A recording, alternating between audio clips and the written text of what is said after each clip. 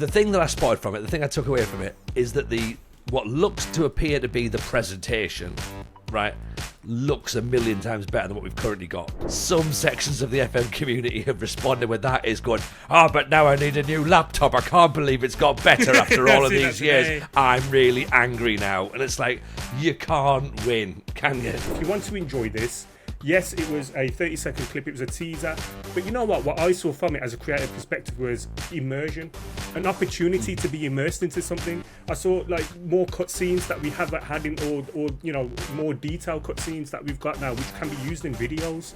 Someone suggested, would you be angry if they removed 2D from the game? Not that they are removing 2D from the game. Would you be angry if they removed 2D from the game? And a thread full of people very angry about the fact that they could remove it. Like a hypothetical angriness that they were just getting annoyed and more irritated that there might not be 2D in the game, which isn't something that anyone has suggested at all. Hello everyone and welcome to another episode of the FM show. I am of course your host Tony Jameson, joined as always by the dynamic duo of RDF Tactics, aka Aaron Falloon, the one and only Maggio, and today we have ourselves a returning guest who was with us way back when, returning to the Football Manager scene after a little bit of a hiatus. Everybody, say hello to the one and only Mr Diz TV. Diz, how are you, my friend? Are you well? Hello all and welcome to the Scouting Centre. Hey now. Ain't that what I normally do? Having a party over there, Tony. Hey, no, seriously, no, thank you for having me. I really appreciate it. Sorry, it's weird being on this end of the podcast, isn't it? So, yeah, thank you so much. I really appreciate it. I mean, I think we tried doing this about a year ago, didn't we, Tony? I think you reached out. But circumstances in my life, I weren't really comfortable at that time. But obviously, we're here now, and yeah, thank you for having me. I really appreciate it. Are you the reason we didn't get a new game last year, Diz? Is that it? Yeah, a bit of a quinky dink, you know. No, look. There's enough hate about FM25. We don't need to put that onto Diz, right? We don't need to do that. The little teaser comes out and then boom, Mr Diz. He's back. Yeah. All of a sudden he's here, and it's like, oh, that's why he wasn't here last year. Got you right. Okay. well, ironically, I was actually going to come back for FM25. Like my plan was to come back this time last year. But obviously the game got delayed and I was like, oh brilliant, I can have another 6 months off. And then it got delayed again. I was like, oh brilliant, I can have another 6 months off. So if it gets delayed again, oh brilliant, I can have another 6. No, I'm joking. I think we've had enough time off now. Which is bizarre. It's the exact opposite of every other FM creator going, oh my god, another 6 months of this. I can't believe we're trying to keep this going. So yeah. You had the legs out, you had the recliner out, you're having a great time. Pretty much. You know, what shall I watch today? Which box set shall I watch today? Yeah, no, but pretty much no. But I'm glad the new game's coming out. I'm really excited for it, to be fair, and I'm glad to be coming back around that time as well. Excellent. Okay, so we obviously worked out initially that before we get any further, Diz hates odd numbers, so we wouldn't have come back during 25. It's a 26 only. Has to be an even number, which is why you've come back. And we'll talk about it then, because there has been, at time of recording, there has been an announcement that FM26 is a thing. It's officially going to be a thing. There's been a teaser, and what do we think? We might as well start with that, shouldn't we? That's probably the big news of the week. And I'm waiting for Si to have a go at me because we've already been back and forth in the group chat about this. Ding, ding, ding. I mean, look, we've gone 2 years with nothing. Well, we did have a trailer last year, didn't we? But did we? No, but yeah, we actually did. Whoa. I know, finish what he's going to say, yeah. Yeah, they did actually do an advert last year. So we did see something for last year's game. But this is the most we've seen in a year, probably. Certainly from around this, like probably just before they cancelled last year's one. So we haven't seen like the Premier League in the game properly. We haven't seen like what the match graphics might or indicate what they might look like, right? What the player models look like. So I think I understand it's not a lot to go on, but it's something. It means there's a game coming as well, which, you know, a lot of people are saying there's going to be no new game. There we go. There's a new game, so we can keep the podcast. Yeah, that does help, doesn't it? I was going to say, because I remember having one of these conversations before with like FN25, and then Tony was asking that, what would you actually want to see in the trailer? And then this is like my thing, right? Like actual footage, like that will let us know, okay, this is what it could potentially look like. and they've obviously carefully put this is from the game as well, and it could possibly change, which I'm guessing improve if anything, because it shouldn't go backwards from there. Yeah. But yeah, I think that's what got people really excited, because if it was like a trailer like they did before, where it was just a guy with the Xbox controller just pressing buttons, like you're not seeing anything, and they just announced the game's coming, I think that would have really peed people off. So actually seeing some footage, I think that has helped. And yeah, seeing the Premier League stuff, it's just like, I think a lot of us, especially in the UK, many of us just went, wow. Instantly, we just saw the logo. We didn't even care about what it really looked like. We just saw the logos, and instantly, my head anyway just went, wow, this looks amazing. I think the takeaway that I got from it, and granted, it is a 20-second teaser. Yeah, 30. Don't cut 10 seconds off. Oh, sorry, Tony. 30. Okay, sorry. No. There's a fade in and a fade out. Come on, like 20 seconds. Ask Mrs. J. She knows I'm not one for like timekeeping. Okay, right? In any stretch of my life. So 20 seconds is 30 seconds, right? Like the thing that I spotted from it, the thing I took away from it, is that what looks to appear to be the presentation, right, looks a million times better than what we've currently got. And I will take that and I will say that straight away, going, that looks sharp, that looks clean, that looks like an absolute step up from what we've currently got. And then what of course, some sections of the FM community have responded with that is going, but now I need a new laptop. I can't believe it's got better after all of these years. I'm really angry now. And it's like, you can't win, can you? And I think that's important to remember. You can't win. So you know what? If you're going to be negative about something and you're positionally fixed to be negative about things on a day-to-day basis, you know what? You can't win. So literally, if you want to enjoy this, yes, it was a 30-second clip. It was a teaser. But you know what? What I saw from it as a creative perspective was immersion, an opportunity to be immersed into something. I saw like more cutscenes that we haven't had in, or you know, more detailed cutscenes that we've got now, which can be used in videos, which will be used in storytelling. You know, people like Clay, to Mega Luke, Tom FM, and other creators as well, you know, who make these like new kind of videos. They're going to be gagging at this kind of stuff. And I don't know whether I can say gagging because, you know. But it's all right. It's not on TikTok. I said it twice. We want. I said it twice. You know what I mean? I'm doubling down on the gagging. Editing video. Here's something I saw. I saw a trophy in the video. Never seen that one before. Anyone know what it is? I've never seen a trophy before. Apparently you can pick it up. Got it here. Look, there it is. That's the one. That's the real life one. That's the actual real life one as well. This is also a context for Leluja, because he's asked how tall we all are for the football game at the weekend. I'm like 32 foot tall. This is the real trophy. Should say, Si, by the time this one goes out, for the football match we played last weekend. Yeah, that game. Yeah. I scored a hat trick. It was okay. Interesting that we won 37,000 to 0, isn't it? Like, you know, slough lot of rubbish. But yeah, well done, Callum, by the way, for whatever happened in that match.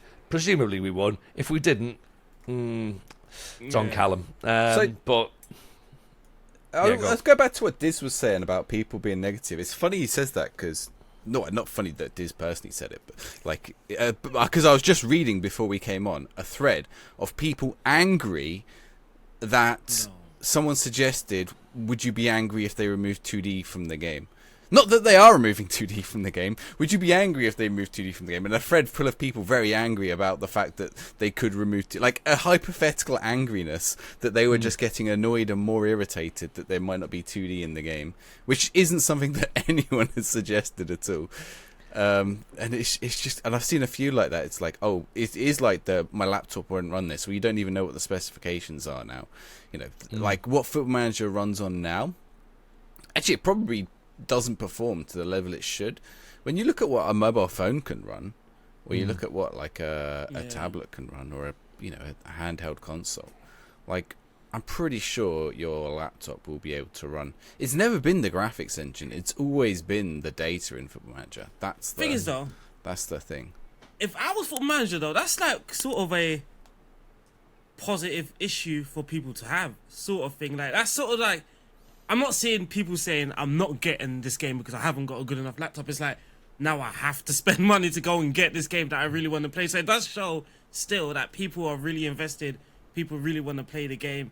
It's sort of a good problem to have, but I can't imagine FM26 changing that much in terms of what your computer would need compared to FM24. I think if I can't imagine them who have been careful with this sort of stuff previously to then just throw that on people just like that after been missing that game for 2 years, and it's like you've missed a game for 2 years. Now you actually need to go and buy a new laptop. Oh, I mean, and I think it's sorry. I think it's also important to know that there's so many different ways you can play Football Manager. And PlayStation, on your mobile phone, on your tablet, on Netflix. I think you can play it on. Who the heck, by the way, plays games on Netflix? Like, seriously, have a word with yourself. but so there's so many different ways you can play the game, but also. Sports Interactive will most likely, I'm not going to say definitely because I'm not in those circles, I don't know anything anymore, you know, I exited those circles a couple of years ago, but most likely they will keep the 2D, so you will still have classic Football Manager. The issue is this game can explode. This game can go like through the roof. This game can go to EA Sports FC levels. It really can now. This is my little niche game. Yeah, but for anyone else, for this growth to happen, it needs to move forward graphically. I saw someone post about it earlier, and I can't remember who it was, and so I can't credit them. But if it's you, then let us know. But they likened this to when a football club gets successful, and all the people who've been following the football club for years suddenly can't get a season ticket. Right, that's where we're at now. Okay, the prices have gone up. Right, you know, people are going to come in. There's so many more people want to watch this thing and be part of it. Sorry, that's just progress. Like, you know, do you want it to be this little tiny niche game that, you know, we said before, we tried to work the numbers on what this supposed core audience is, and we estimated it's between 25,000 and 150,000 people out of nearly 20 million. Like, you know, like, sorry, you know, there's a lot more people want to play it. Things have to move on. They have to move on. And yes, people are already posting things going, oh, you know, I can hear my MacBook taking off already just at the prospect of a cutscene. And, okay, I get it. Technology is expensive, yeah? Not everyone is blessed with a lot of money at the minute. Times are tough for people. Absolutely understand that, okay? You know, some of us are in a more privileged position where buying a laptop is something that can actually be done. Some people will struggle with that. 100% agree. Get it. But there are other ways of playing the game. As you've said, there are the console version, which is more powerful than most laptops anyway. There's the mobile, there's the touch, there is last year's game, and there is also that stripped down version, as you say, which is 2D, text only. Take the graphics out of it. The game shouldn't have to stop just because a small percentage of the user base doesn't have the technology to play it at the highest possible spec. And I'm sure that there'll all be considerations because it is a niche game, and I think from memory, SI will be taking those people into consideration. You won't have to play it on max graphics.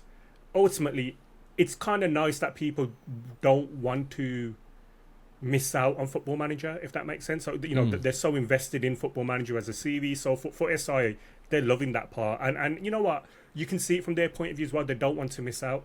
But I think it's important to let them know that they won't miss out. The likelihood is they won't miss out. Now, once again, I'm not an official spokesperson for SI. Yeah. Unless you want to give me that job, anybody. We've already got SI Maggio, unfortunately. I'm coming back. So. Oh, they don't pay me. It's not a job. I do it voluntarily. I'm just a shield voluntarily. Yeah, I need cash. No, but in all honesty, like most likely, look, the games. Look, we've got something now. We've got something tangible we can hold on to. We've got the first 30 seconds advertisement or teaser trailer, whatever you want to call it. Normally it comes out last week of October, first week of November, you know, a couple of months. I imagine it will start ramping up, and I imagine a lot of people will be very happy, and we can hopefully put some of these arguments of I need a super-powered PC or I need a super-powered laptop to bed, and then everyone can chill out and just finally get a new Football Manager game with a new engine, and we can all be happy. Do you think the timing was perfect as well because of the Premier League starting, well, is it tomorrow or 2 days? Time recording, yeah. I mean, does it really count when Liverpool play? I just don't think so. I think we just, I mean, I basically last season didn't happen for me as a Manchester United fan. I just don't think about that. No, but I think the timing was good. Yeah, you know, with the Premier League stuff as well. I think that was quite fitting as well. Yeah, I think that's what they've tried to tie in, try and get it out there with the Premier League starting up as well. Just gains more interest as well, don't it? I think so. I'm very excited for it. I'm not going to lie. Yeah. And this week, to be fair, it was a cherry on the cake because I've been looking forward to the Premier League. You know, yesterday I watched Spurs do Spurs the things, which was good fun. Which is hilarious because the one time they took a day off on being Spurs was against Manchester United in the Europa League final. Cheers for that. So, but you know what I mean. But I mean, like it's been amping up this week. So this week, I mean, like, you know, looking forward to the new football. I am looking forward to the football. I'm looking forward to what Man United are going to be doing, obviously. And then having that release from Football Manager just was like a bit of the icing on the cake for me, to be honest with you. It was just a nice little touch to have this week. Yeah. I think it's really good. Actually, you raised a good point. The Premier League kicks off tomorrow as of time of recording. And like they've chucked all that out with the Premier League branding, including EAFC, which is, you know, a lot of people question that. It's just a licensing thing. You know, it's part of the Premier League branding, right? But it's that's their major sponsor. I do want to talk about that because I don't think you don't agree. But obviously with now it might not have like a direct connection like EAFC Football Manager within FM26. You might not see anything, but at least there could possibly be some sort of, I don't know, connection. I'm guessing. Partnership to be had down the line. I don't know. I saw that and I just thought it was just too in my face to ignore. If that makes sense. I understand it's like it is the Premier League license, the sponsor, sorry, but it's for me it was just too in my face. What does the real one look like? The I think it looks the same. Is it only EAFC on it? See, that's the thing. I'm not sure. I don't know. I'm wondering whether Aaron's going a little bit AEW Forbidden Door at this point, and like he's thinking there's some sort of cross promotion. You know? I mean, I don't think it's cross promotion. Obviously, if you want to do it, that's how you do it, right? You kind of like you kind of give them like a drop that they can take. So if you've put EAFC on like your Sports Interactive Football Manager trailer, then obviously that's something that opens the door if they wanted to. And it is EAFC initially with the Premier League sponsors, right? With that license. Yeah. So I'm guessing for Football Manager, it wouldn't have been easy to get that license. So and we had the FIFA E tournament as well, which was like the EA Sports, and now that moved to, you know, where we had obviously RDF, you know, representing us, which is pretty cool, and obviously Work the Space, Second Yellow Card, Tom. See, I have been keeping up to date with things. Do you know what I mean? I haven't totally abandoned the community. I've been watching from afar. You're a professional, Diz. We expected nothing less. I'm a professional watcher. That's what I am. I mean, it would be a great Easter egg to drop, though, if that's what it is, though, isn't it? If that's the little Easter egg that you drop right front and centre, Aaron could be on something. It just depends how they do it, though, obviously, because obviously FIFA is known for like microtransactions and all that kind of stuff. I think that would take. And we're kind of like, we've gone off on a tangent here. Yeah, but I'm not like sort of like saying that EA might influence the gameplay. It's more so off like how they've got the Premier League license. It might just make things like that just a tad easier for FM in the future, knowing that they've got that, they possibly could have that relationship going already. Yeah, that makes sense, to be fair. Because I'm guessing if Football Manager wants to grow, EAFC on that. It only has EAFC and the club badges and the Premier League logo in the middle. So that is how it normally looks. Oh, they've taken away the club badges, so I'm onto something. Yeah, they could have done Man City, Bright. Well, I guess they could have done any of them if they have anyone. anyone. Yeah. I'm just really excited to actually play with anyone but Arsenal. Yeah, I'm just really excited to actually play with Man United instead of Manchester UFC. So that's quite good. Without having to do like, you know, all these like little name fixes. So that'll be quite fun. Is that one confirmed? Yeah. I'm pretty sure, because it's a Premier League license, right? Part of the Premier League license. It'll be there. The Premier League will be in the game, unless it's like one of those weird ones where they have Serie A license, but there's still Count Chopoli or whatever. We're not stingy. We're trying to buy Balaba. It doesn't make me laugh that Man United spent loads on that lawsuit only for them to just like it to go in the Premier League license anyway. What a waste of time. That, well, I mean, you know, the different ownership at the time, right? Different. I don't even know anymore. Yeah. Yeah. Weird. It's a weird one. But yeah, it's exciting. I'm looking forward to it. Hopefully we get some more information in the next month or two, which I'm sure we will. You know, James Walcott normally does a little interview, doesn't he, where he's there and he interviews everybody and we get more cuts and everything like that. I'm not saying he's going to do it again this year, but it'd be cool if you know, somebody was and we get to see more. Yeah, I suppose that'll be the next thing, won't it? You'll have the initial reaction, which, you know, by looking at the basic numbers, seems to have gone down really, really well. Impressions must be through the roof on social media. Obviously, YouTube numbers have done great for reactions. It's clearly been talked about a lot. The next question is going to be, well, what's the actual substance? What's the next thing? Because as we know, the Football Manager audience are very happy to just take one little nugget of information and be content with that. They don't want more and more and more and more. They do. They want more. So when is that next drop going to come? What's that going to look like? Things that people are going to want to know now. They've seen a glimmer of match day presentation. Presumably the next thing people are going to want to see is a release date, the UI, which of course has been a bone of contention, bone of discussion for a lot of people. That's probably the next thing that I'm guessing people want to see. They probably don't want to see a roadmap, but I think that's probably what's going to come next, because that's kind of the way that companies present. Yeah. So I feel, because it's in the tweet, right? So it's back better, building for the season ahead. Match day first look coming soon. So are they saying that's the match day first look, or are they saying match day first look is coming soon? That's what I didn't get. I'm taking it as we're going to get more from match day first look.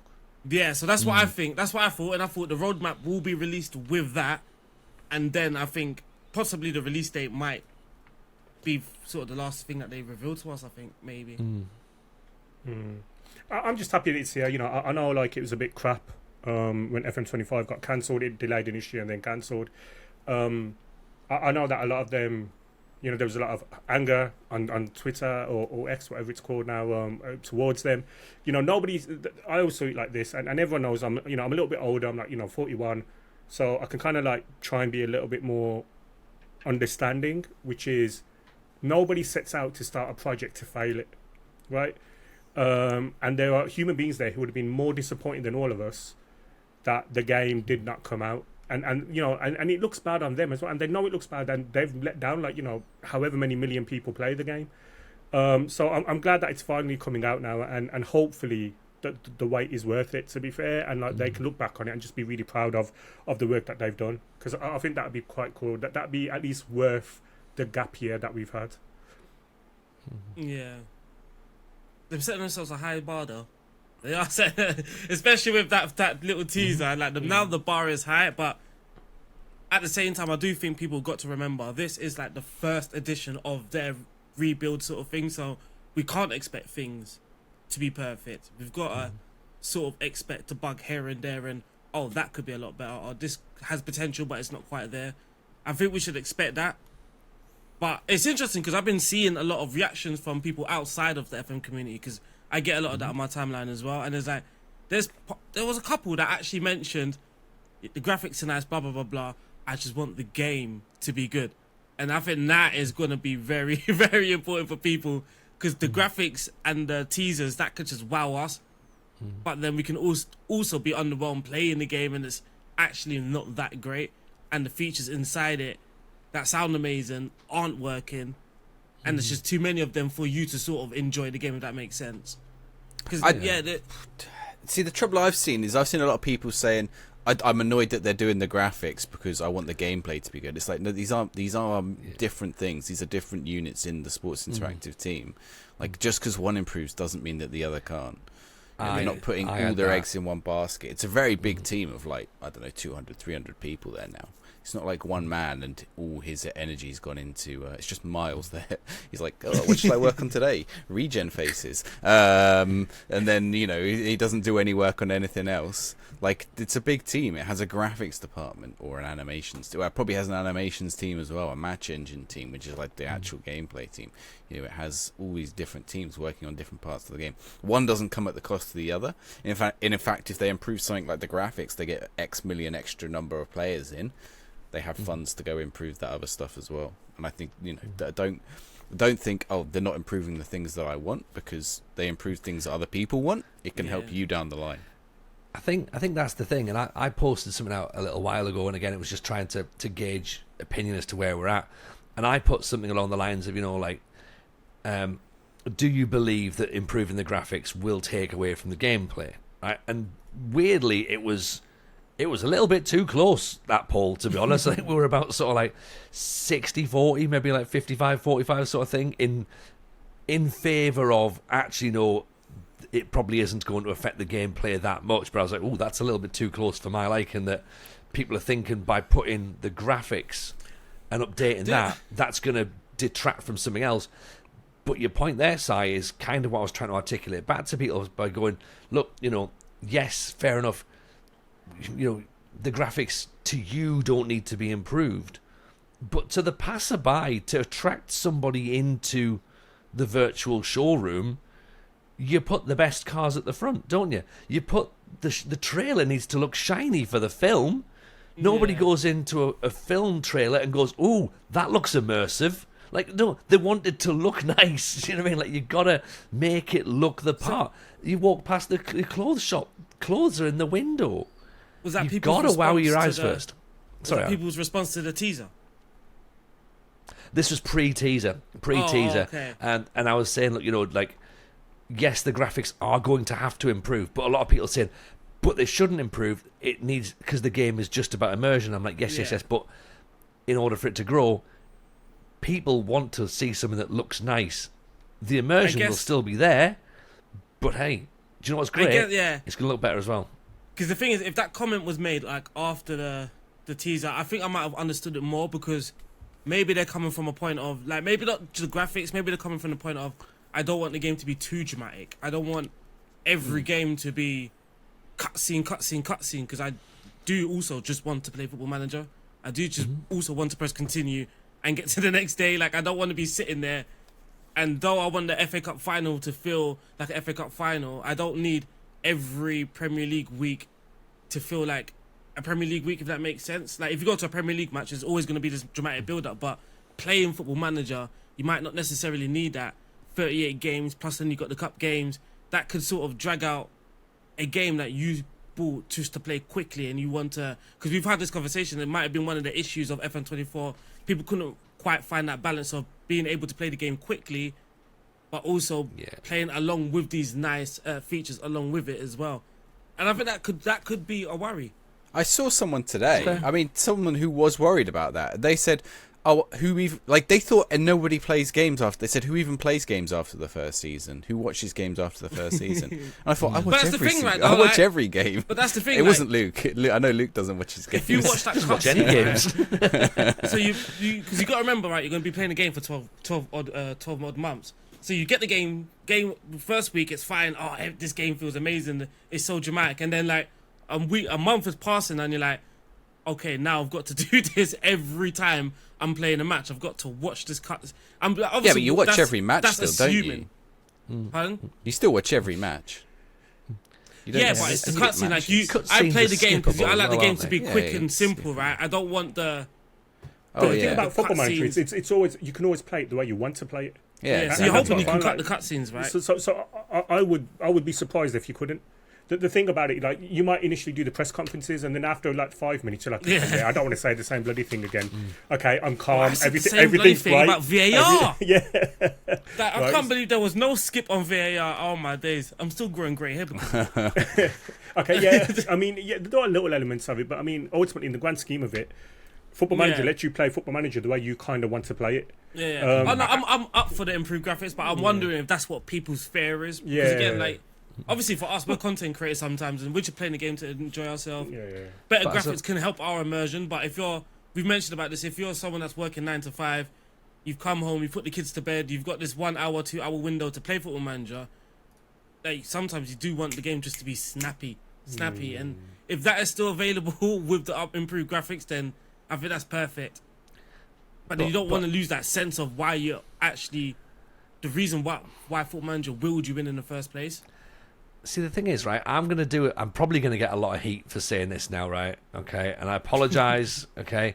But if you're on that situation where people have been at work all day and they want 1 or 2 hours to unwind, a Football Manager is not the game anymore. Like, it's not.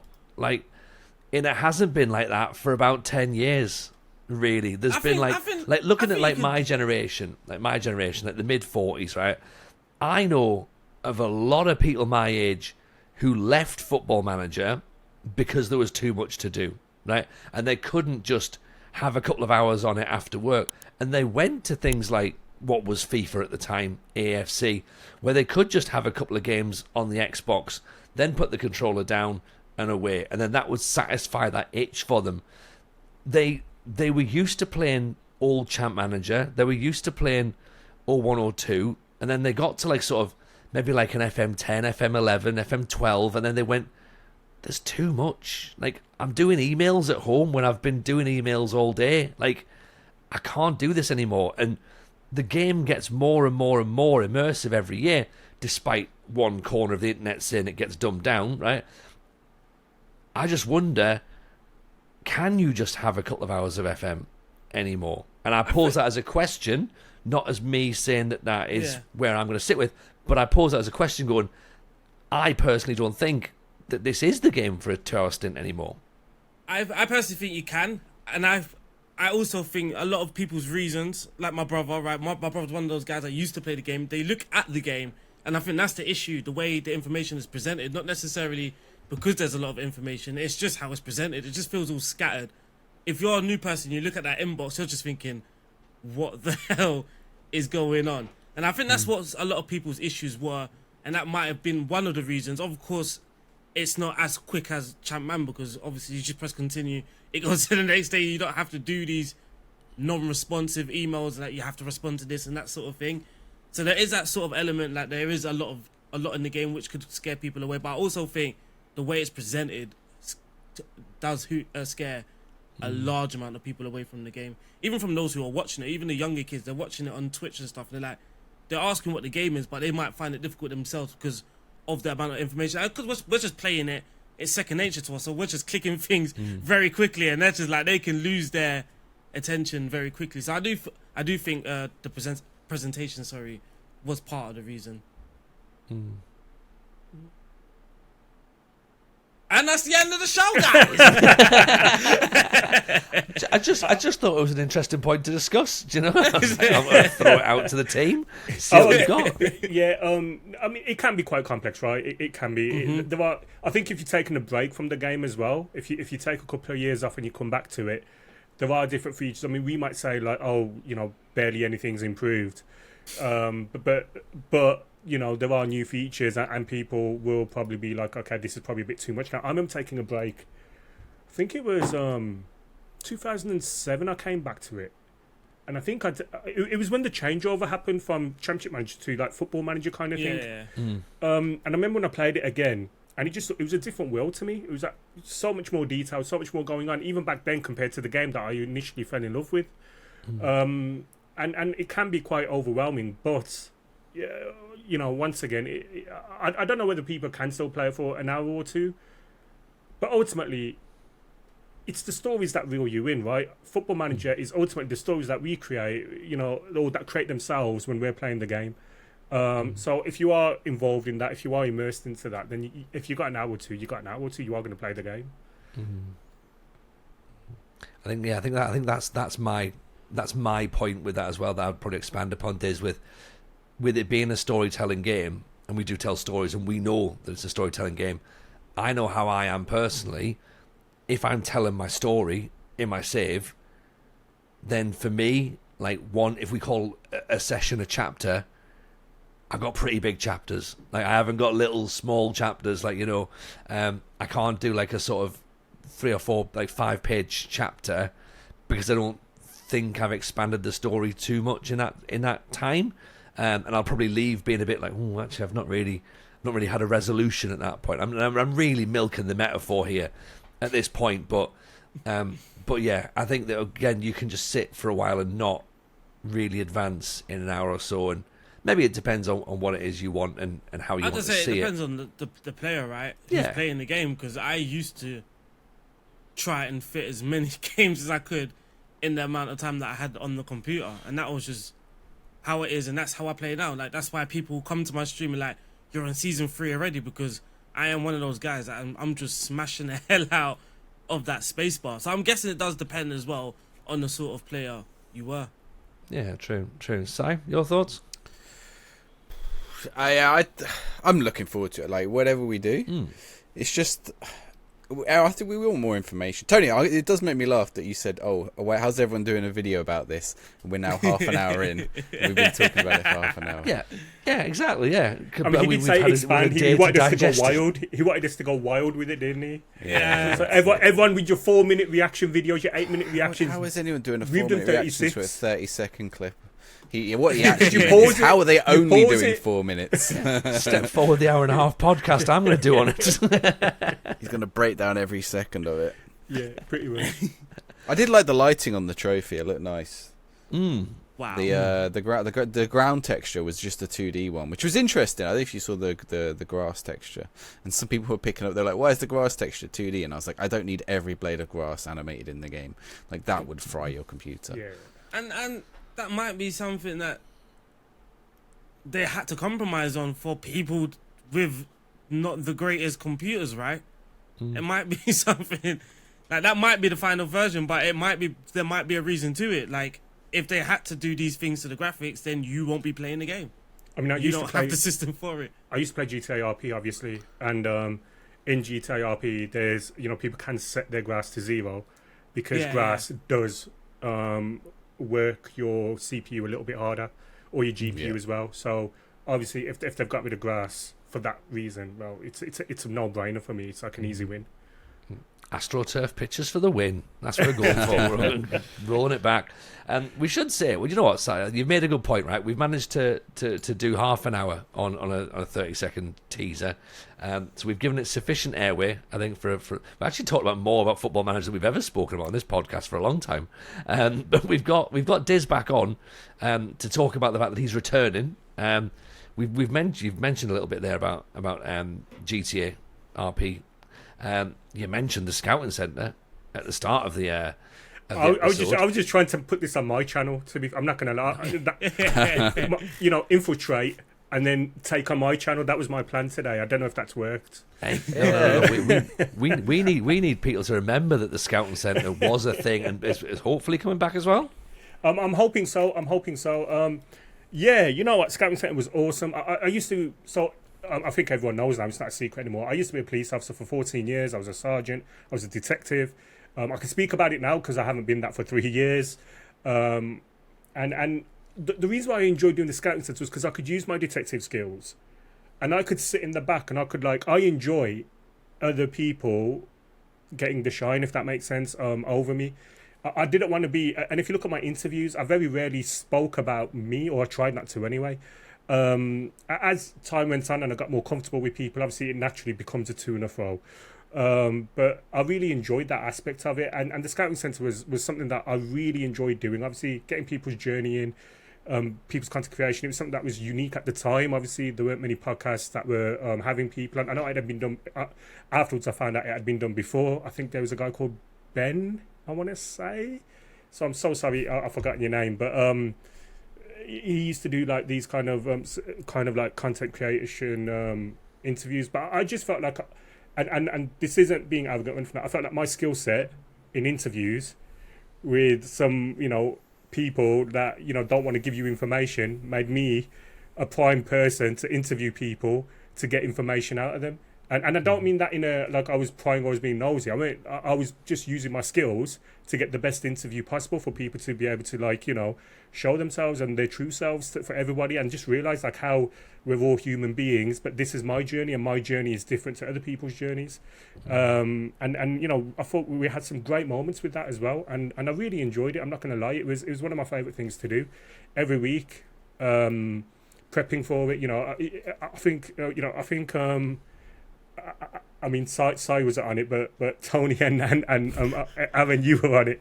Mm-hmm. But you used to get like a little package from me, didn't you? Where I'd have like the questions, kind of like what I'd go for, because I do research on yourselves and everything like that. Because I wanted to make sure we got the best interview, and also you guys knew that I weren't trying to catch you out. And if there was anything you didn't want to speak about, you could say to me, "I don't want to speak about that, Diz," and I would have been like, "Yeah, that's fine." I really enjoyed doing that whole thing, and then we'd get to sit down, and then I'd edit it myself, and that was good fun as well. Yeah, Scouting Centre was cool, and I'm hoping it comes back. I mean, we'll see where I fit in this new dawn with Football Manager. My intention is to come back by FM26, maybe before that. Funnily enough, when I was thinking about whether I was going to come back or not, Ben messaged me out the blue. Like, I haven't spoken to him in over a year. And it was a really sweet message, to be fair. It kind of made me feel like, yeah, this is the path. Because I was thinking about coming back to Football Manager. I was thinking about other routes I could do as well. But like Ben sending that message, it kind of like made me feel like I believe that sometimes things happen that kind of point you in a direction. And when I was just having that same kind of like internal crisis of what shall I do, which one shall I do, and then, you know, Dr. Benji FM drops you a message out of totally random. That kind of like helped steer me into what I want to do, which is return to Football Manager, to be fair. And yeah, I'm really looking forward to it. I think like him, you similarly, you've taken a bit of a break. You've got addicted to GTA roleplay. That's but it, like going into the other world, you know, helps you find new ways of looking at things in a way, I suppose, doesn't it? Like, I mean, I don't know how much GTA you did. Quite a bit of GTA roleplay, didn't you? Yeah, I mean, when I look back on it, it was a mistake. Okay, and I'm not afraid to admit that. If I'm looking at my content journey, and if I'm looking at as a content career, me moving to GTA RP was a mistake, because it just, you don't get many 41-year-olds or 40-year-olds at the time, or maybe 39-year-olds when I started it. You don't get many 39-year-olds starting GTA RP. It's a younger crowd. But I just wanted to go in and have fun. I remember when I started, I remember when COVID happened, and I saw it was Zerka, and he started doing GTA RP, and it was something that I had an itch. And while I was doing Football Manager and everything like that, and F1 Manager and the Scouting Centre, I was really enjoying all that stuff. But I also had an itch. I want to play GTA RP for a little bit. And then I did it. And ultimately, it wasn't, from a content point of view, it wasn't brilliant. It didn't help me grow, or it didn't help whatever, you know, any metric that a content creator will kind of judge themselves on. It was negative for all of them. But I had a lot of fun initially, I'm not going to lie. And then you're trying to like kind of hold on to that, you know, that they released a new update.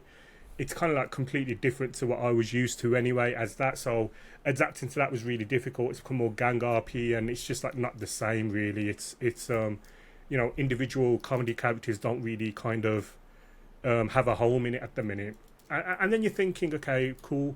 But I tried it. At least now I can say, you know, when I look back on it, when I'm 60 years old, I don't have that itch of, you know, because if 39-year-old don't fit in, I'm pretty sure a 60-year-old won't fit in there. You never know. Yeah, I was saying, you never know. You never know. Yeah, GTA 7. No, it would still be GTA 6 by then, to be honest with you. But yeah, so I'm glad I did it, but it was a mistake. And I've got no issue saying that it was a mistake, because I believe mistakes are there for you to learn from. So I'm glad that I made that mistake. You know, people have got this aversion about mistakes of, oh, you know, it means that you failed and all that stuff.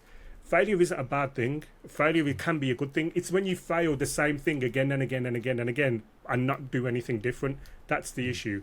But if you're learning from it and you're using it and you're helping it and you're using that to inform future decisions, it's not an issue. And ultimately, I'm glad I did it. I'm glad I've now parked it. I'm glad I'm moving away from it. Might still pop in occasionally just to have a laugh and a joke for an hour or two. But it will no longer be like what I need to be doing on a day-to-day basis. You know, I kind of want to return back to football. My wife is now a football expert, because all I do is speak to her about tactics, about Manchester United, about signings, about, you know, about the Premier League, about other football. All she now knows everything about football, and I miss speaking about that with the football crowd. Do you know what I mean? So when you used to play Football Manager, often the game was in the background when you're streaming, and people are talking to you about all the stuff that's going on in football. I miss doing that. And then I miss the stories that automatically unfold while you're playing Football Manager that people get involved in. I miss that as well. I also, sorry, I'm talking loads, but it's a podcast that I'm meant to. Yeah. Quite literally. But you know, things that are kind of like, when I took some time off as well, obviously, you know, I got a little bit unwell, and then that got me reflecting on my life and all that stuff. When I was in school, I did video production at university, and it got me back to think, why did I do video production? Well, because I enjoyed editing. Well, now I want to go back to making YouTube videos, because when I did it last time, I wanted to shine light on other people. I wanted to kind of be in the background, just kind of like to bring out the best of people. Well, now I kind of want to entertain people by making like Football Manager movies. And you see things that like Omega Luke, like Clates, like what they've done, like how they've brought their content forwards. And I can't help but be inspired by that. And that doesn't mean, so please work the space, you know, Zealand Jack, Kev, sorry, and Ben. That doesn't mean I'm not like inspired by them. Obviously, I am, but they admit themselves that the next generation have moved it on quite a way, and you can't help but watch it and think this is amazing. And then when you see the new game coming out, and you think of the layers that could potentially be added to that as well, I can't help but be excited and just think about what I really want to do around the Football Manager world. Sorry, I spoke a lot there. I just never apologise. Never apologise. As you said, our job is to put the spotlight on you and let you be the guest. Whoever's watching this, it's currently 9:54. My bedtime's 9 p.m. So like, if I'm not speaking, I'm sleeping now. So I have to get all this out, right? Yeah, and the longer he's on, let's see what he says. Yeah. But like in half an hour, I'll be blabbing about all sorts of stuff. But it's really exciting. I had a conversation with Luke, and me and Luke have kept in touch the last 2 years. I consider him one of my friends. We are quite close. Even when I wasn't making content and I first left, I used to watch his videos all the time, and I used to like message him and say how great it was and all that kind of stuff, because I really enjoyed his content. And we had a conversation the other day as well, and I thank him for taking the time out to like have that conversation with me, because that really inspired me as well to like kind of like help. It was after the Ben one, but it kind of helped just kind of guide me as to what I want to do and how I can do it. And I think it's important that you have got people like that in your life who can kind of like, you can surround yourself with, to kind of like, or like call on, who will help you. And you're not using them, they know you're not using them. It's just they're happy to help because you're a friend. It's nice. Yeah. I think it's interesting what you said, and there's something that just sort of like resonated with me personally, was when you said that at uni you did video production. Well, I mean, that's my background as well. My background was film and TV, and then like ended up going and lecturing in it. And again, I was editor as well. I was the only guy on my course who could edit. Even after 3 years, there was only me could do it. And the reason that I enjoyed the editing as opposed to directing, I love the scripting side of it and I love the editing side of it, because ultimately I love telling stories, which of course led to stand-up. So I love storytelling, and this is obviously what's brought you back into this world. It's what you put you into the GTRP world. It's storytelling, and I love the fact that you're inspired to find a new way to tell stories in a new game, and that's what sort of brought you back into it, going, right, okay, I've had a bit of time, fresh eyes, I've looked at how everyone else is doing it, been really reflective on yourself and being quite self-aware and being like quite sort of self-critical, which again, I know that's a thing that you really pride yourself on. Similar to myself, I'm incredibly self-critical, believe it or not, viewers. But taking a look at that and going, right, what can I do better? What can I bring to the table that's different? What can I bring to the table that isn't the same as everyone else?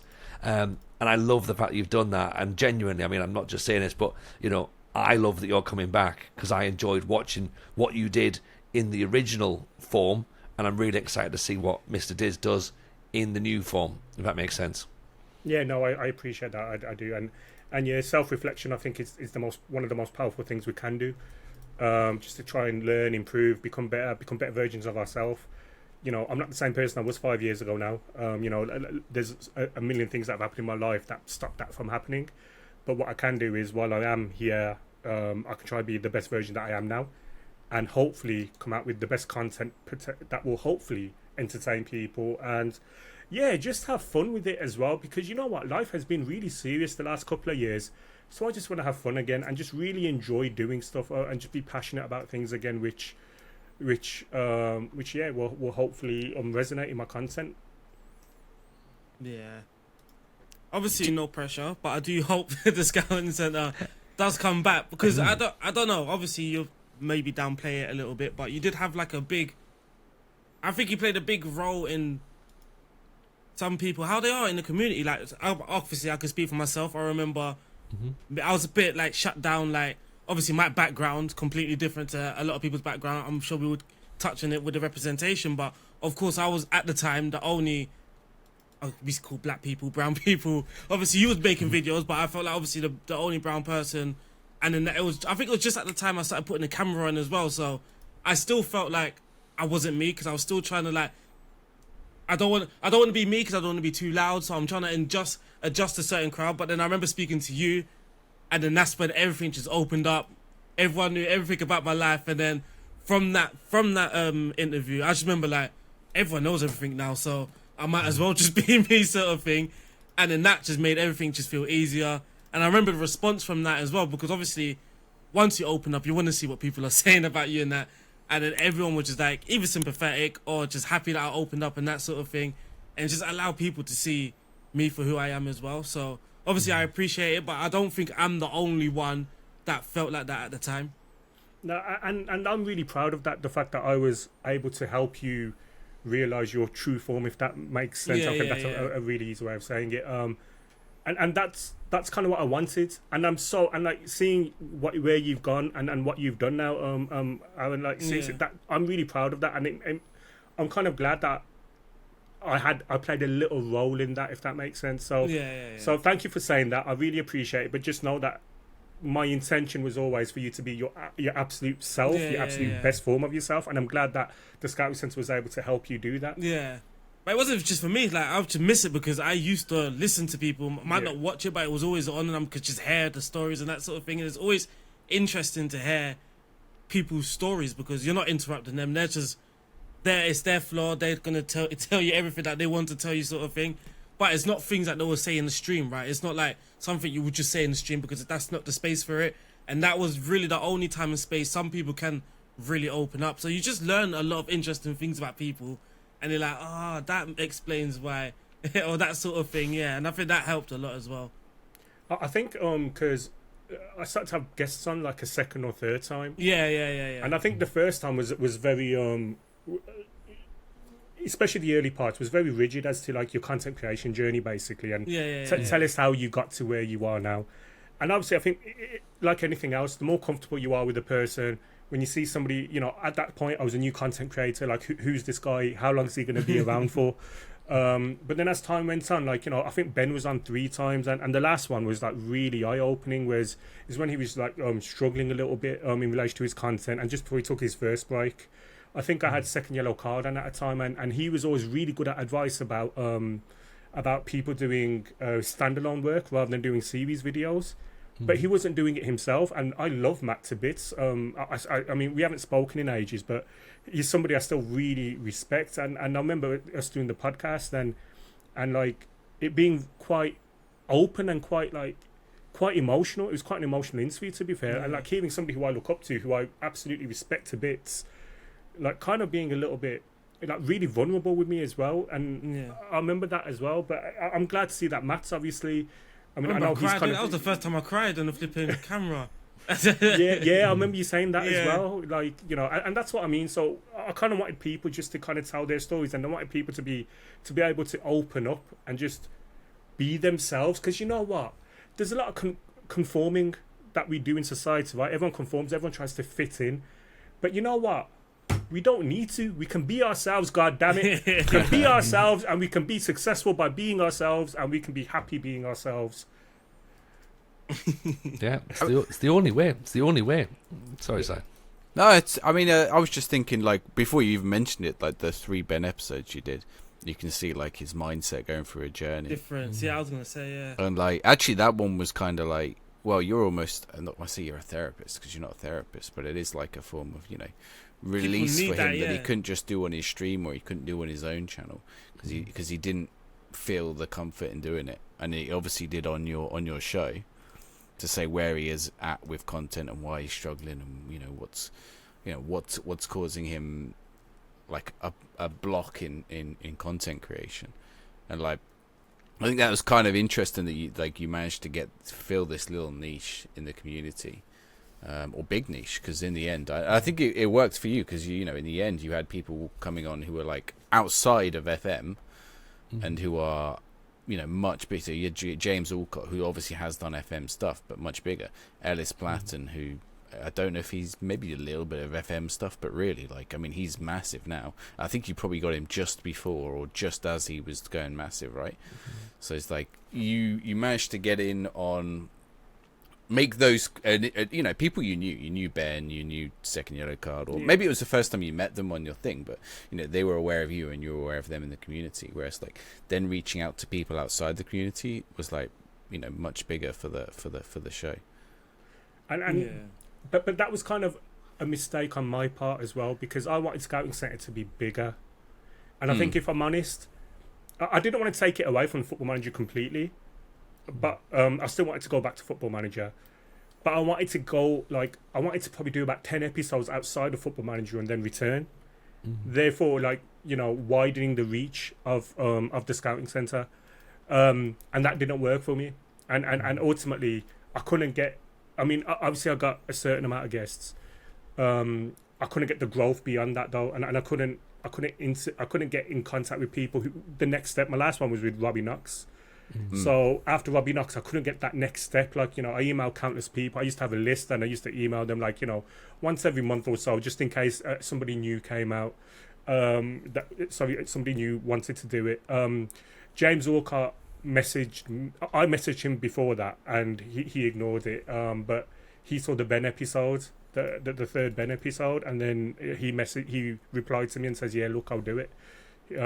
He kind of liked my style, which I really appreciate, because I really look up to James Walcott, and it's so great to see everything that he's doing with all this tactic work and all that kind of stuff, being on DAZN or the Zone, whatever you call it, over the summer. That one, yeah. And seeing how far he's going as well, that's great to see. A little interesting tidbit. I think, people credit me for that interview with Ben. I think Ben was wanting to share with that one, and Yeah, but that's why. But this is what I mean. I knew he was going to downplay it, but there's a reason why he wanted to go to you, and I think you've just got to realize that as well. You have this gift that people are comfortable around you, and it's not. I appreciate it's like that. if someone's messaging that I want to really open up or I want to say something, that's huge credit to you, He didn't come to me. He didn't go to Tony. I could feel because I think that season, that it was season 3 pretty much. I opened up with Kev Lelujo, and I think then I did work the space. But he messaged me a couple of times. Ben did, as in and it was kind of it wasn't, when are you going to get me on? Yeah. But it was really good interview. Let me know when you're free, or let me know when you want me. And then it was kind of when do you want me on? And I always want Ben on. I just wanted to do everybody first twice. I wanted to do everybody twice and then go to the third one. And then Ben, obviously he reached out and everything, and you know what, I'll always say, I appreciate him using my platform for him to express himself, because I always refer to Ben as the head of the table, right? I always used to do that. Obviously, I love wrestling and, Roman, all that stuff. But he was he the head of the table. He was the guy that was pushing everything, the Streamer Showdown. How much fun did we have with that?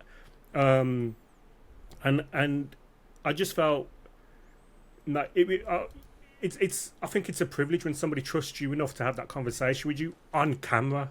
Yeah. That's crazy. On camera, he was willing to open up. And do you know how many people would have helped just by watching that, seeing somebody who they look up to know, especially with men's mental health and all that stuff. And I'm passionate about this kind of stuff, because everyone's tough, right? We're all macho, blah blah blah. We're gonna hide our stuff, and really, we're all human beings. Everyone deals with stuff. And for him to and for people like Aaron as well, yourself, when you open up, and when you're opening up on a podcast with me, I see that as a privilege, but I also see that as something that's special. And that's why I wanted everyone to know, I'm never going to screw you over. This is what we're going to talk about. If something naturally happens, we're going to talk about something else. But if there's anything you don't want to let me know, and we'll cut it out. And nobody ever did, and I really appreciated that. But yeah, I think with that, I think it's it does speak to you, about how you are as a host and how you made people feel. And obviously, we've said that. And when you start a show out, when you start a podcast, you start a channel, you're approaching people, you want them to come on, you invite them on, and then the sweet spot is when they ask to come back on, or somebody else asks, "Oh, can I get on this?"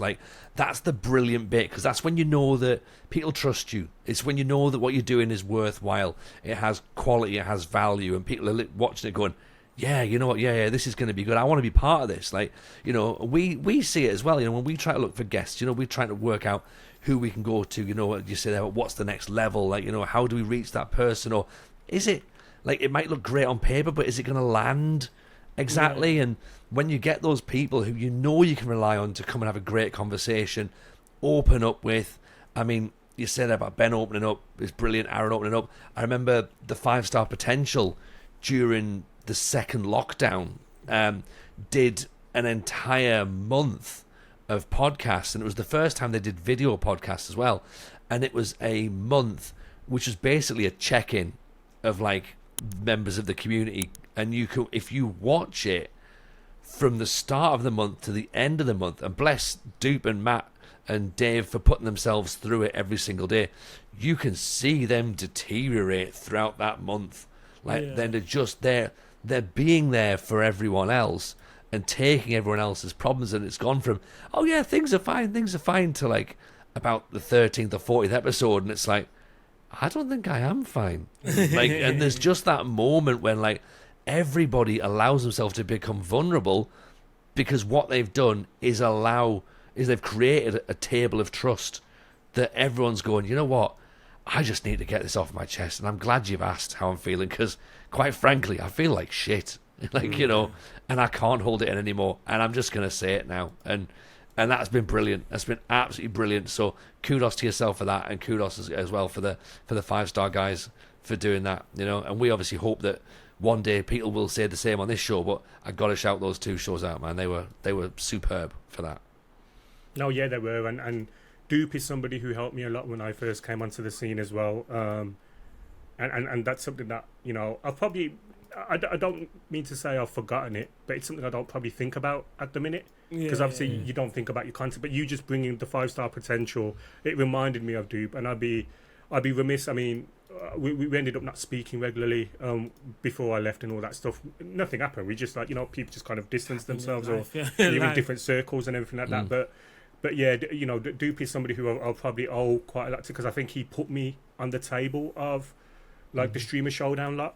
And I think he kind of got me there initially, so you know, he's probably somebody I should kind of be thankful for. It's just like Matt to begin with, second yellow card, who you know, took an interview from a random person, and if you look at the first scouting centre, it's me and him doing a draft, and we're talking for an hour and a half, because obviously as a Football Manager content creator, you gotta have some Football Manager in it, right? And then the second one I do it as well, I think with Dupe. No, I did Bully Beef seconds. I don't know if anybody remembers Bully Beef. He was a great streamer. Left the scene pretty soon after he started, unfortunately. He does have a comeback. I just saw him live like recently. I was like, did you? Yeah, I was like, he threw me. I was like, wait, and then I think he just did a couple of streams and then he went again.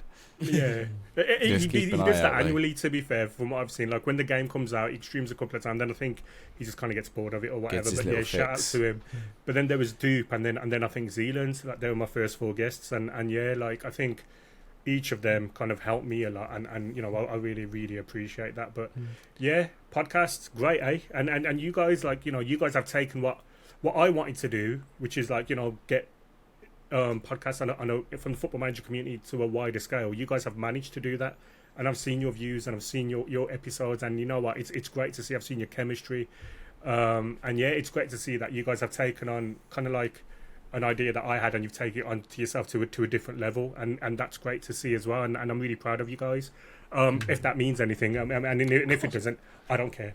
No, we absolutely appreciate it. Thank you very much for that. And I mean, this is us just saying how great everyone is, and shall we just start throwing some spice? Say, what do you think about Work the Space? He bloody wins Streamer Showdown, right? Goes away for 2 years making his own content. Then the league happens with Zealand's the league. By the way, how controversial was that? You know what I mean? Like, yeah. God damn it, Mason Greenwood. But yeah, yeah. And then Work the Space wins that, doesn't he? He did win that, right? I am right in saying that. Yeah. Look, there were no winners there. There were no winners. I didn't realise. Oh yeah, someone must have won that. Oh yeah. Yeah. Well. Here was going to be a question I was going to ask. Like Aaron touched upon it earlier. Like, you know, has the scene changed in the time that you've been away, Diz? And if it has, what have you seen? Because I mean, we've spoken historically in the past, you know, about representation within the Football Manager space, and you know, we know that as a podcast, you know, we try to represent as much as we can, and the diversity within the community. You know, what have you seen within that last couple of years? You know, has it changed for the better? Has it changed for the worse? Has it not changed? And what do you hope for the future? I think it's changed. I think seeing people like Robbo and Zims I think they're absolutely smashing it for the younger generation. Like, as in, I mean, I don't know how. Like, obviously, I'm 41. I think we're all in our 30s, right? And then you got people like Kev, obviously, who's probably. I'm older than Kev. Okay. Oh, okay. I was about to put you as the oldest in the Football Manager community. I think I am. But then you've got, I think Robbo's only 23 or 24, something like that. Yeah. So I obviously, like I said, I watch from afar, right? I'm not going to be here and say I know everything that he does. I've seen his videos. I've seen some of his videos. I've seen what he does. I love Zims. I love the fact that he brings his culture into it as well. He's unapologetically himself, which I really enjoy as well. I think you need to be that, and I think that helps other people. Who else have I seen? I think ultimately the scene's getting better. I think we're a little bit more diverse as well. I do think we've got more females in the scene as well. Is it Moo? Monique, yeah, Monique. She's I've seen her do some great stuff as well, and others as well. And I feel like ultimately the game should be dead. Football Manager 24 should be kind of dead, but I feel like the new people that have come through have kept it alive, as well as this podcast, as well as people like Omega Luke and Tom as well. By the way, and Clates. By the way, shout out to Clates, who primary school teacher. I don't know whether he's a primary school teacher, but school teacher too, now doing this full time as well. I think since I was last around, I think there were only 4 people on 100k, whereas now, that was Ben Zealand, Kev, and Jack. And now you've got Luke, Tom, and Clates, and they're taking it forwards as well. It's just really impressive, right? Like, what people are managing to do with a game that has been going on for 2 years. Now, imagine what they're going to be able to do when FM26 comes out, and that's what I'm really excited about. And I think everyone should just be absolutely not just planning for FM26, because I genuinely think there'll be another pop for the community and for people's growth. I really do think that, as long as you plan properly, as long as you try and move with the times, I genuinely think that there'll be loads of growth for everybody, and there'll be enough for everybody. You ain't got to be in competition with somebody. I think there's a lot of that sometimes in the FM scene, or there was anyway back in the day. Everyone felt like you're fighting for my spot and everything like that, and that's what made the Streamer Showdown so good, because there were a limited amount of spots, but the people who weren't having a spot, generally you'd have people in the background working hard on making the product as best as it can. I remember being in phone calls or Discord calls with Sai and Breezy and Mike, Sweet Left Foot, late at night and all that kind of stuff, where we used to just be talking about stuff. I remember doing the YouTube stuff as well. We don't need to be in competition with each other. You're in competition with yourself. Just make the best video that you can, make the best stream that you can, the best TikTok that you can, and let the world do whatever it's going to do. I think the competition might have came from people believing, because Football Manager's a niche game, right? And the community was even niche. So I think people believed, or you could say there was sort of a limited number of spots, right? So you would say there's the top 3, top 4, and they're gonna guarantee this amount of views, and you sort of have to break that for you to get that. But now those number of top spots have largened as well. So now it's I feel people are more at ease. It was I don't really care what this person is doing anymore, because my stuff is doing well. So that's all I have to focus on. But I think before, when you're trying to get into that, you're constantly focused on other people, checking their numbers and checking what they're doing. I always felt like I was lucky enough, just mentally, that I never cared about that sort of stuff. Till now, whenever I stream, I never ever know the number that's there. I'm just playing the game, and I'm just the thing. And then I get that little email at the end after you finish streaming about how many views you had in that blah, blah, blah, blah. I was lucky, but I do feel when it comes to YouTube videos, certainly I would look at other people. I wouldn't even watch their video, right? I would just go to their YouTube page, see their view, and be that's my target. And that's the sort of thing. I wasn't in competition, but I'm it was always I have to do something to get to that level sort of thing. But then once I'd done a video with Zealand, after that, my YouTube views were sort of consistent, and that's when I was I don't need to look at anyone else anymore, and I was just doing what I wanted to do. But yeah, I think that competition was certainly there in the early days. But I don't think there's anything wrong with that, as in giving yourself a target or looking at others and saying, I need to get there. That's what I want to try and be or try and get. It's when you start putting yourself down when you're comparing I mean, I remember Second Yellow Card said it, and Matt said it. Comparison is the thief of joy, and if you continue to compare yourself to others, forget that. You know, just so everyone knows, you know, I've done some research on the YouTube algorithm. Your video doesn't get pushed out; it gets pulled in. So if somebody's watching Football Manager content and your content is good enough, it will be pulled into somebody who's watching Football Manager content. That's how the algorithm kind of works. So you ain't got to worry about pushing out your stuff now. You can just do the best video that you can, and hopefully, like the YouTube gods will do their thing. And there is an element of that in it as well. But all you can control is your video. That's another thing. People like, nah, what you doing? Sometimes I'm like, mate, I don't even know what I'm doing. For some reason, people like that video. I absolutely hated making it, and I've spent all my time doing this one, and no one gives a crap about the one that I actually care about. So there's no like, I mean, some people do have a solution, but sometimes there's just no magic to it, and it can just be the YouTube gods will just do its thing, and your time will just come when your time will come, sort of thing. Si, does it sound a little bit like people are trying to talk about logic here? Because I feel uncomfortable with this. I feel very uncomfortable with logic and reason and rationality. There's no logic to it. Like Diz will know. Me and Diz had one time like a 2-hour call just in the middle of a day. I don't know if Diz wants to talk about it or not. But no, it's fine. It's fine. It's a while ago now, so it's all right. But like me and Diz, I think we started roughly the same week or the same month, give or take. Maybe Diz started a bit earlier. I don't remember, but we were streaming about the same time. And then like, you know, he would make an offhand comment or do an action, or I would make an offhand comment, and like it just started getting in each other's head in a weird way that like neither of us were actually like trying to do this to the other person, but like we ended up thinking that we were, and like you could very easily find yourself in competition. And then Diz like I think it was when I ended up on the showdown, and Diz was like, look, we need to have a call because like I don't like you. I used to, but I don't right now. No. Right? It was something. It wasn't. I said we need to clear the air. That was it. Because it was such a weird thing. I thought there was an unconscious bias from Si where he didn't like me because I felt like there were certain things that were being said, or the way I felt like he was putting down my content, and then he felt when I was because I used to go to sleep to Si at night, like 420 streams. No, putting down my content. No, but oh my god, I hate saying this because I said it to. I'm so sorry to buy it. I think I said it to Lelujo one time as well, but. When I said that, it's the biggest compliment. Like, you don't understand, it's the biggest compliment. It means you're relaxing, everyone's at ease, but it just sounds so bad.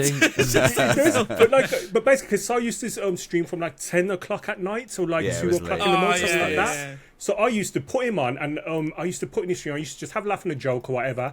Obviously, you take the mick out of a streamer. Everyone knows that that's kind of what happens. But I think he used to take it a little bit personally. But then also, I used to say to him, I'm falling asleep to you now, good night. But I meant that in such a positive way. I meant that in the most complimentary way possible. But obviously, I didn't think when you're writing something and when you're saying something, it's two very different things. Yeah. So me and Si, we had a conversation. Like when he got, I think it was actually the streamer show. It was when Was it the playoffs? It was the playoffs. Yeah. So playoffs. You were I got invited onto the playoffs, and I thought, well, we need to have a conversation if we're going to be on a panel together. We need to clear the air. and we had a conversation. We were talking, and I remember opening with it. I go, I think you've got an unconscious bias against me. That's how I opened it. Yeah. And then Si goes, yeah, but I feel the same about you, and I think I have, but I feel like you have as well. And we kind of just had a conversation, like, you know, the thing is, me and Si have worked quite often together, as in with the showdown and stuff like that as well. We've been in calls together. It was just weird, like how we ended up letting that fester to end up feeling like, oh, he don't like me, and I'm thinking, and he thinks I don't like him, which is completely the opposite. I have never disliked Si. It's crazy. It was just a weird negative energy. Yeah, wasn't it? It was just weird energy between us. But we had a 2-hour call, and we cleared the air, and ultimately we ended that. And even now, like, you know, since then we've been fine and no issues whatsoever. You know, we worked together on the Streamer Showdown YouTube. Stuff as well after that, and yeah, you know, it's just grown-ups having a bit of a, I don't even know what it was, like negative energy, and then clearing the air, and it made the world of good. So yeah, it was a weird one though. It really was, because it was odd stuff. I think, you know, especially when you're starting out, it's very easy to get jealous of other people, right? So like I would see a Diz video, like I would enjoy the video. It wouldn't be a case of me not enjoying the video or whatever, but I'd be like, oh, how's he done that? Or I don't remember. I think the comment I made on Diz's one was something about like the sound effects, right? Diz used to have his sound effects, and I was like, I like that, and like I think that's like a really cool feature. But I made it sound the comment I made to Diz made it sound like Diz was only about the sound effects, which wasn't the case at all. Yeah, that's what it was. yeah, but it wasn't the case at all. I was just like, hey, that's a really good idea, but like, and it was also I thought I couldn't really get away with that because it doesn't fit my style. Like, I was jealous, not because like Diz was doing it. I was jealous because I was like, Diz can do that and get away with it in like a way because it fits his style, not for any other reason. And it doesn't make the Diz show better. It wasn't called the Diz show, but Mr Diz TV better. But like, it doesn't make it isn't the only thing that makes Diz. It's like part of the experience, part of the package. I think that's how I viewed it. But like, you know, me making that comment makes it sound like to Diz, oh, you're only successful because you press a sound effect button, right? Which like isn't true. Probably true, to be fair, because I stopped the sound effects and people stopped coming round. Yeah, I had the same with him. I had like similar with Mega Luke because obviously we was at FM Scout around the same time as well, and it was so weird because our content is different. Like, but it was like it got to a point where he was like doing really well, and I was like, "What is he doing that I can't do?"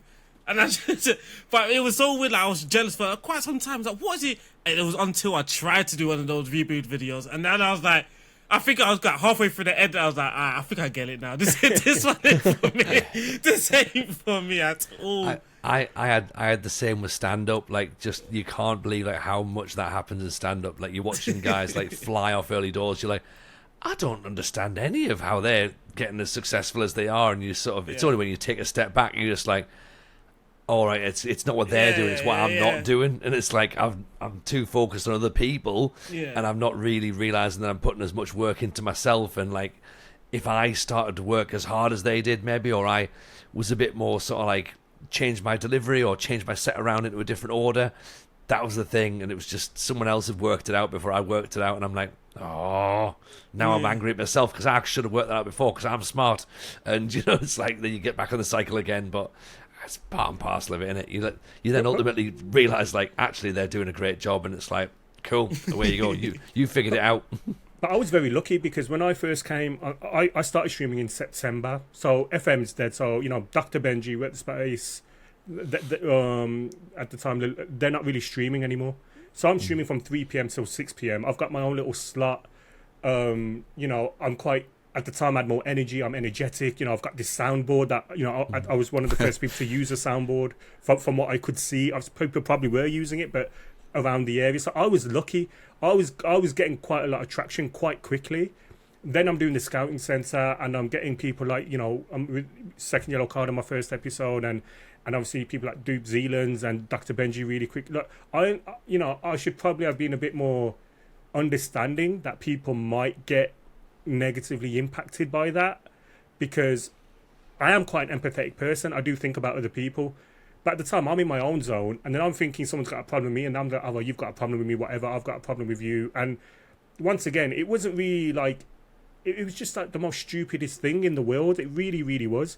And like I say, I kind of agree with you when you say that at the time Football Manager was very niche, was very small, and I think that didn't help either.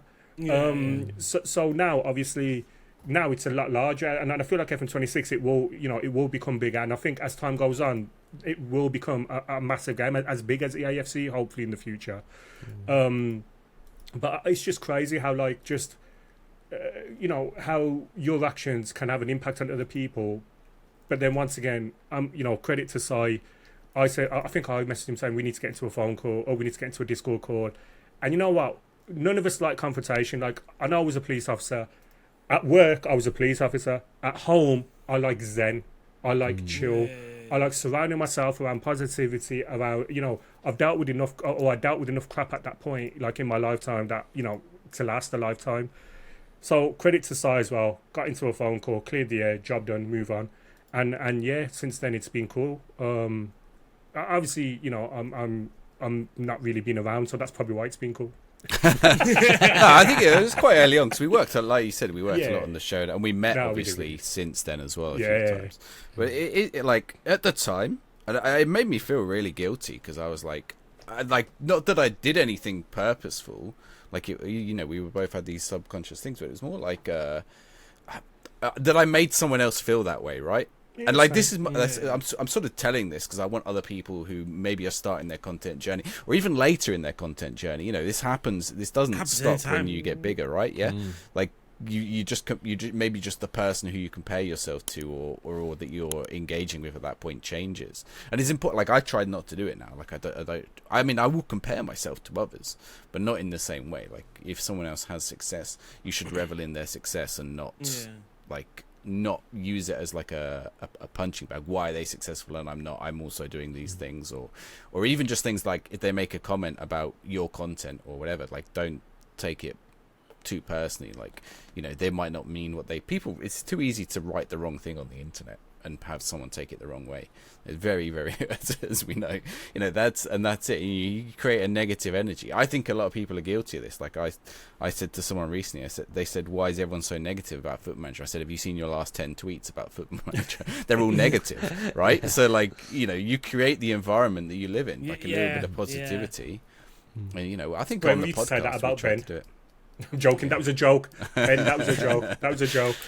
But I think, you know, just a little bit of positivity, and it would change the way you view things. I'm starting to sound like one of those weird TikTok life coaches now. So maybe I agree with you. Look, just to put a bit of a bow on this, like, look, life's going to hit you. Like, in the last 2 years that I've not been doing content, life has hit me. Okay, as I got a new autoimmune disease and all that stuff that I didn't, you know, nobody plans on it, but it just comes out the blue.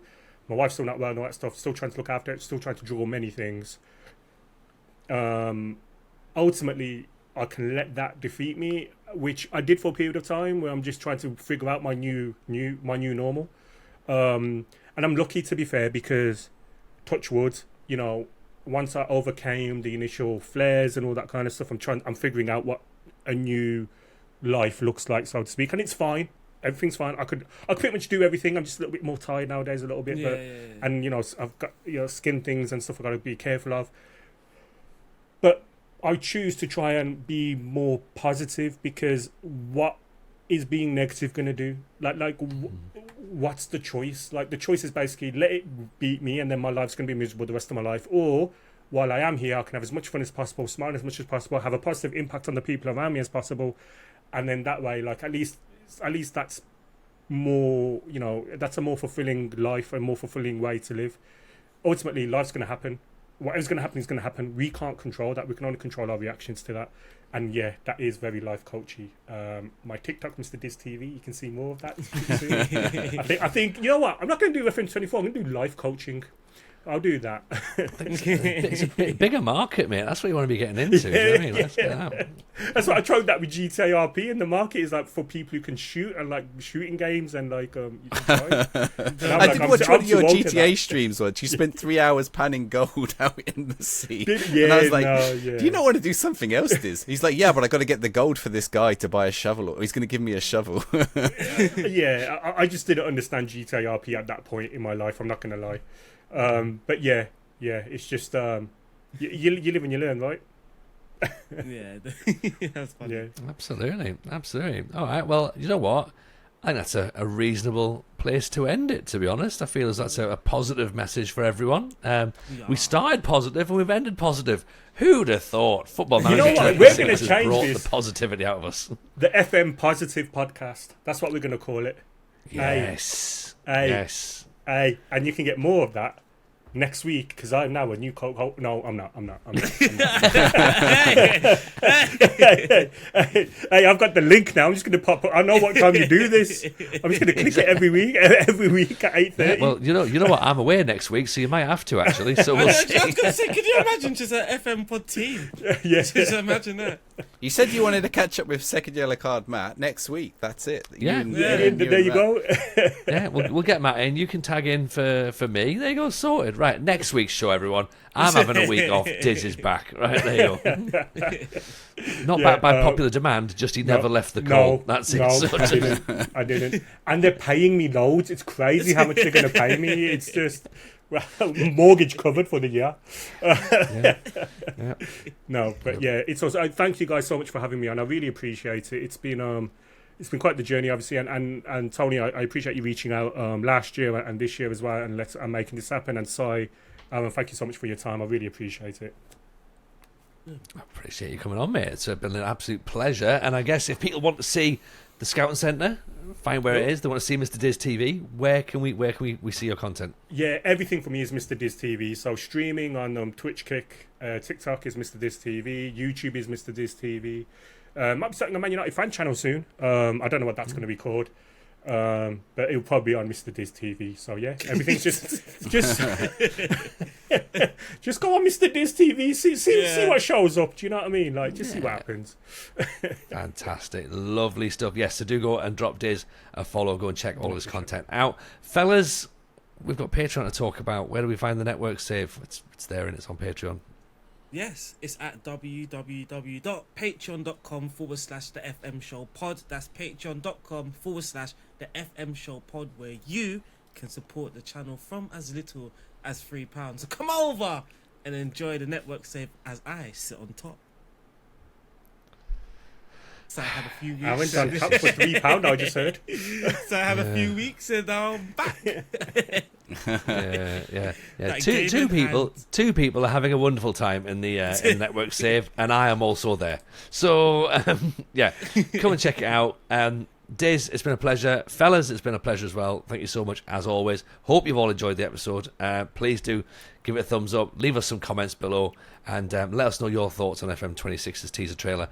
We'll see you all. I won't see you next week. I'm on holiday. But everyone else will see you next week. Take care of yourselves, everyone. Absolute pleasure. Speak to you soon. All the best. Bye now.